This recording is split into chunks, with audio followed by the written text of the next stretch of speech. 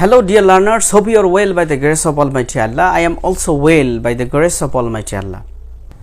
সর্বপ্রথম যে basic spoken English রুলটি নিয়ে আজকে আলোচনা করব সেটি হচ্ছে as plus adjective plus as, অর্থাৎ একই অর্থে এই as plus adjective plus as এই স্পোকেন ইংলিশ রুলটি ব্যবহৃত হয়ে থাকে।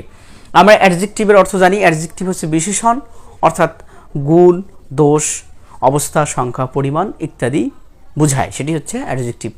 চলো তাহলে দেখি আমরা কিভাবে এই অ্যাজ প্লাস সামথিং প্লাস অ্যাজের মাধ্যমে বিভিন্ন বাংলা বাক্যকে ইংরেজিতে পরিণত করা যায়।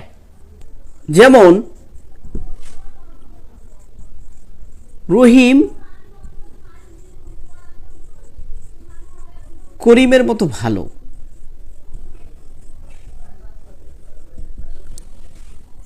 রহিম করিমের মতো ভালো। রহিম করিমের মতো ভালো এই বাক্যটিকে যদি আমরা ইংরেজিতে পরিণত করতে চাই, আমাদের প্রথমে লিখতে হবে সাবজেক্ট হচ্ছে রহিম, ইজ, ভার্ব ইজ এবং রুলটি আসবে অ্যাজ। অ্যাডজেক্টিভ হচ্ছে গুড, যেহেতু ভালো হচ্ছে adjective. Rahim is as good as Karim. Rahim করিমের মতো ভালো। আরেকটি বাক্য দেখি, তার ব্যক্তিত্ব পানির মতো সস্তা।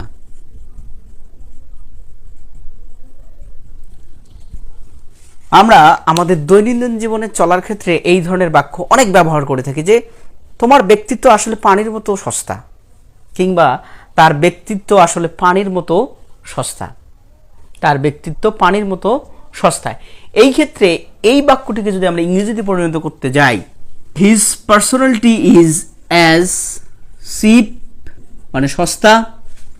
His personality is as cheap as, পানির ইংরেজি হচ্ছে ওয়াটার, অর্থাৎ তার ব্যক্তিত্ব পানির মতো সস্তা। এবার আরেকটি বাক্য দেখো, সুমন শেয়ালের মতো চালাক। এক্ষেত্রে আমরা এটার ইংরেজি করব। প্রথমে হচ্ছে সাবজেক্ট সুমন, ভার্ব হচ্ছে ইজ। সুমন ইজ অ্যাজ, চালাকের ইংরেজি হচ্ছে clever. Suman is as clever as শেয়াল, শেয়ালের ইংরেজি হচ্ছে as Fox.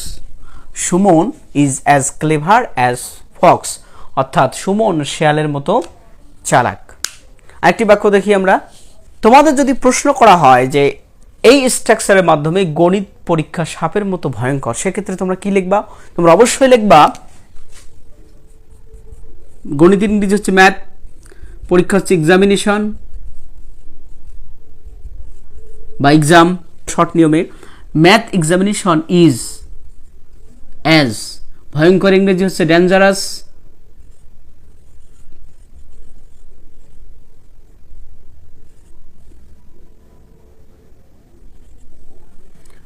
Math examination is as dangerous as snake, অর্থাৎ সাপের মতো ভয়ঙ্কর। গণিত পরীক্ষা সাপের মতো ভয়ঙ্কর। Math examination is as dangerous as snake. বন্ধু বান্ধবদের সাথে অনেক সময় মশকরা করে কিংবা দুষ্টমি করে বলে থাকি, তুই আসলে হাতির মতো মোটা, এত খাস কেন? এক্ষেত্রে আমরা এই বাক্যটি কিভাবে ইংরেজিতে পরিণত করব? সেক্ষেত্রে আমরা বলবো he is as fat as elephant. সে হাতির মতো মোটা। সে মেসির মতো ভালো খেলে।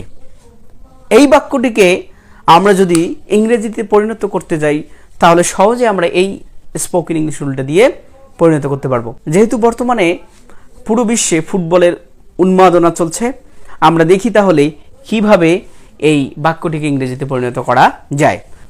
আমরা লিখব he plays as good as Messi. সে মেসির মতো ভালো খেলে।